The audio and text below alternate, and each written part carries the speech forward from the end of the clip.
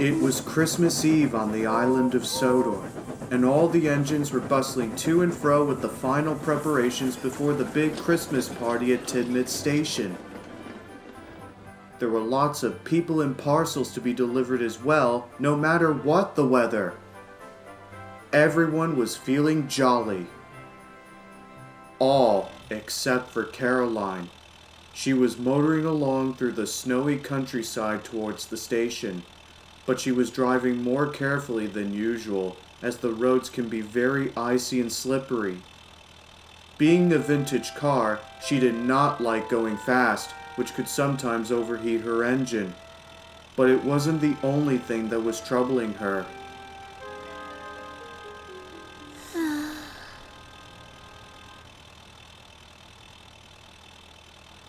A little later, she pulled into the station car park safe and sound. As she sat there, she looked up at the huge Christmas tree being decked out in lights and decorations, along with the school's choir rehearsing carols for tonight's party. Thomas pulled into the platform with the mail train.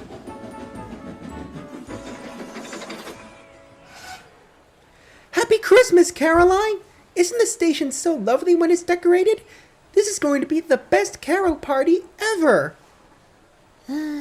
Yes, it sure is going to be a great party, I guess. What's the matter? You don't seem happy today. Well, the thing is, I'm not really looking forward to this year's Christmas. What? Why's that? It's just, we won't be celebrating one of our own. Me and my master, that is. Don't get me wrong, I enjoy seeing all the festivities going on, and all the warm smiles on people's faces. Truth is, though, my master couldn't always afford a proper Christmas at his place due to him not having enough profit to buy all the decorations and a Christmas tree.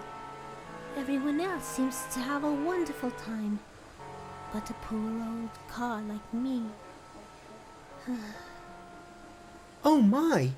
I guess you won't be able to come to the carol party as well. I wish I was joining all the fun. It's no fun to be stuck at my master's home, all alone on Christmas until New Year comes.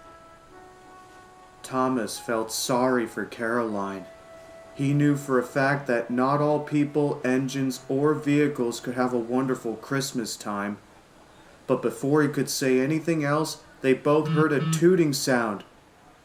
Sure enough, a postman from the Sodor Mail Company had just drove into the station to collect the important mail from Thomas's train.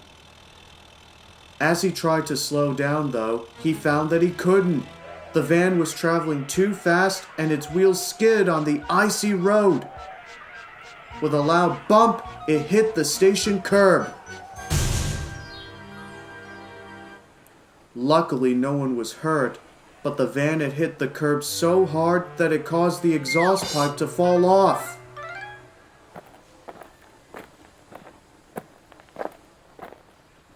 Oh, crumbs!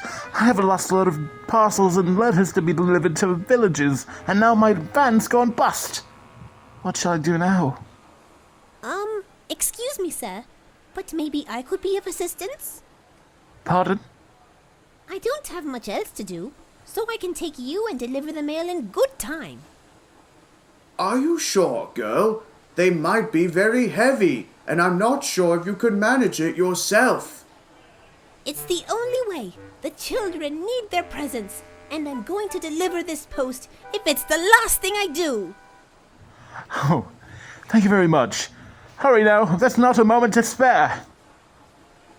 So Caroline's master, the postman, and the station staff helped to transfer all the important mail from Thomas's trucks and piled them into Caroline's back seat at once.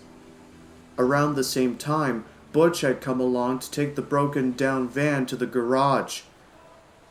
The driver and postman climbed into Caroline, and with the rev of her engine, she set off on her important mission.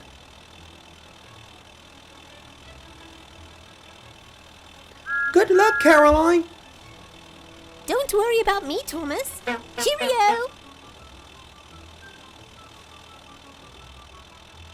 Soon Caroline was out and about on her first Christmas mail round.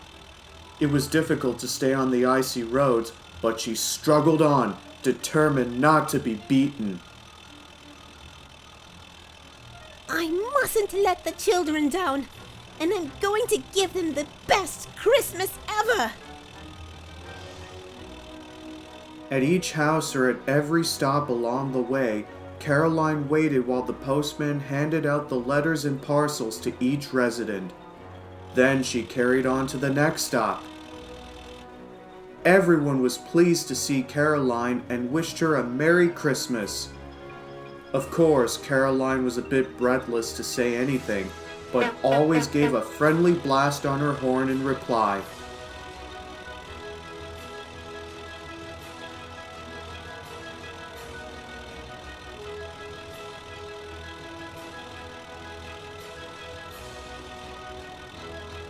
Her last major stop was the kindly residence.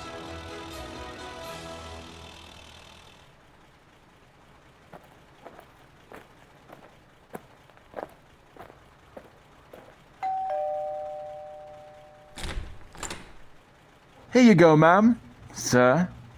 And Merry Christmas to you all. Thank you very much. But where's your van? Well, it kinda got into a bit of an accident. Caroline offered to help me deliver the mail on time. The kindly couple were impressed, and both came to congratulate Caroline and thanked her. No problem, sir. Ma'am, just glad to be useful. You did a great job indeed. But wouldn't you mind giving me a lift back to the post office, please? Sure we will. Hop aboard.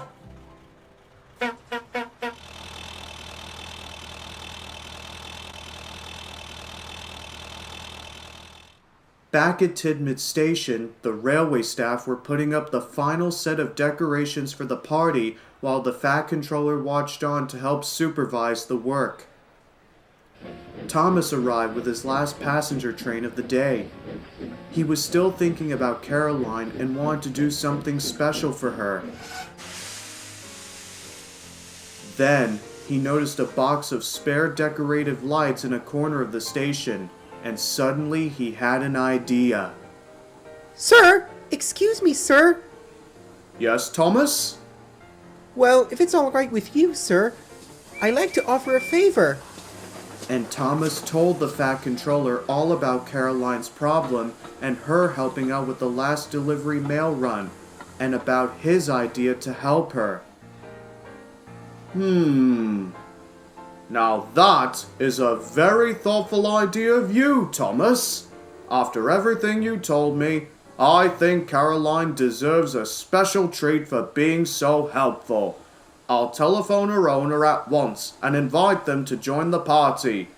And we can definitely do something about those extra lights too. Thank you, sir. Meanwhile, Caroline was returning home after dropping off the postman at Sodor Mail. She was happy she was able to help finish delivering the post, but she was still feeling just a little left out. You did a very good job, Caroline. I couldn't be more prouder than to have a good old car like you. Now you deserve a rest. Thanks, Master. Later, Caroline was sitting peacefully in the driveway of her master's cottage. He was in the living room reading a book when the telephone rang. Hello? Oh, Sir Topham Hatt, hi. Say it again. To Tidmouth for a special surprise? Oh, I see, sir. We'll be there in half an hour. Okay, goodbye. Yes, and Merry Christmas to you too, sir.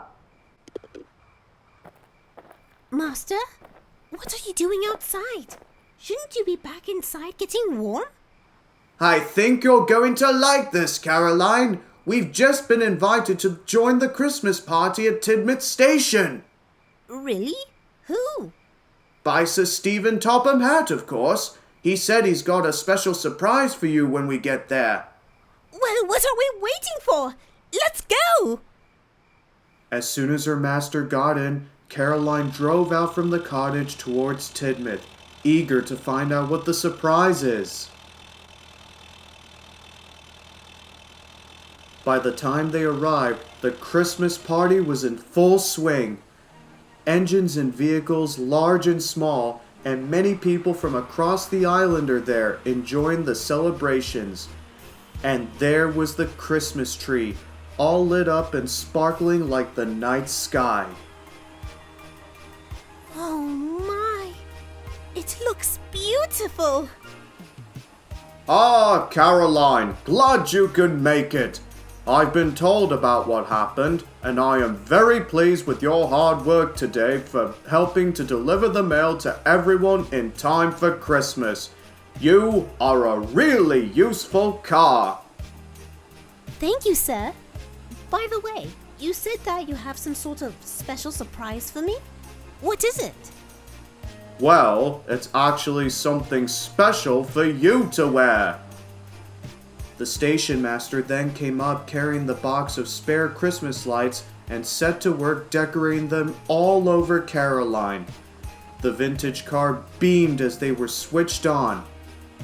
Everyone stared in wonder at the marvelous sight. Oh my! This is a lovely surprise! Now I'm as pretty as a Christmas tree! Thank you very much, sir! Don't thank me. It was Thomas's idea. Yes, indeed. I know you couldn't celebrate Christmas this year, so I've asked Sir Topham Hatt to invite you to join the party and help brighten up your spirits. Oh, thank you, Thomas. You really are a good friend. Merry Christmas! Merry Christmas to you too, Caroline, and you're very welcome.